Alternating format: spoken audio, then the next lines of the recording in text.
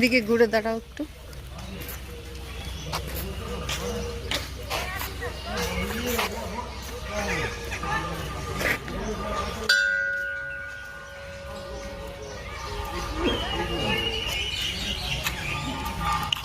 Video Srinagar থেকে 25 kilometre দূরে তুলামুলা গ্রামে এই ক্ষীর ভবানী মন্দিরটি অবস্থিত।